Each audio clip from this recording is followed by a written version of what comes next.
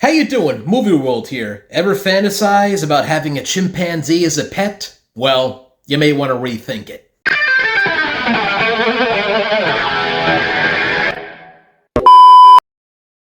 Let's talk Primate.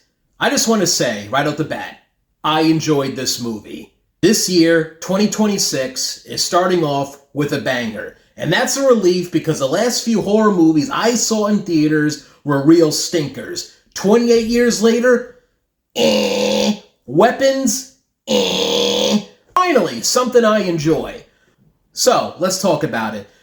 There's this girl, Lucy, who invites her friends over to stay at her house in Hawaii.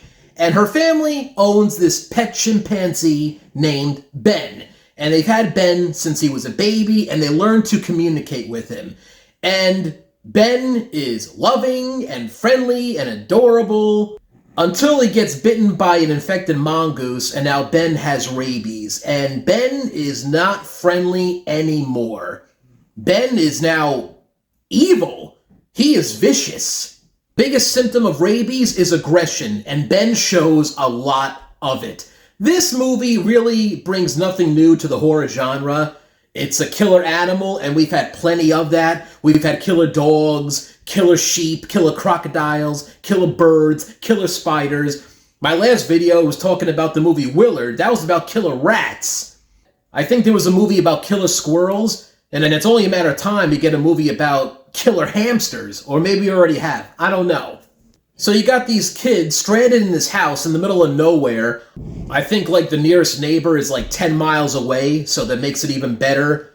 This movie knows how to bring the suspense and knows how to build the tension. Every second you don't see Ben, you're wondering, where the hell is he? Is he in the attic? Is he in the basement? Is he in the kitchen? Is he in the bedroom? He's there lurking somewhere. And when Ben ends your life, he will do it in the most brutal and the goriest way imaginable. You will leave the theater thinking about the kill scenes for days. Just when you know something terrible is about to happen, they kind of like drag it out for a couple more seconds just to crank up the tension to an 11. Yes, there's a few cliches and tropes that we've seen before that they borrowed from other movies, but it's very common. Sometimes the camera work was a little shaky, and I wish they would have kept the camera still. And one of the biggest flaws in this movie was the lighting. It was a little too dark for me. I wish they could have brightened it up a little bit, but other than that, it still provided enough thrills for me to really enjoy it. I give it a thumbs up. Go to the theater, get a soda, get a popcorn, and just enjoy it. That's all I gotta say about this, and I will catch you later.